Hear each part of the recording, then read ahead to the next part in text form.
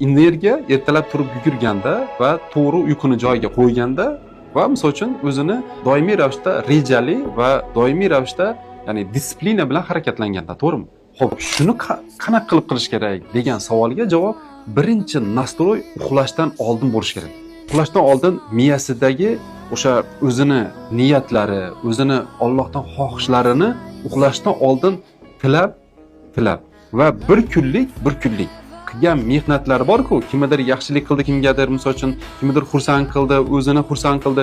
Shularni yaxshi narsalari o'ylab uxlash kechqurunda o'ziga motiv berib, ertaga kunim meni yaxshi bo'ladi va shunaqa reja asosida harakatlanaman degan vizualizatsiya bilan uxlashdan boshlanadi. Birinchisi, ertalab turdida 5 4 3 2 1 0 dedi, bu turish kerak. Ya'ni podsoznaniyani aldash kerak. Qani boshlab turib ko'raychi, menga yoqimsiz bo'lsa yotaman. Kiyimlarimni kiyib, sportivniy kiyimlar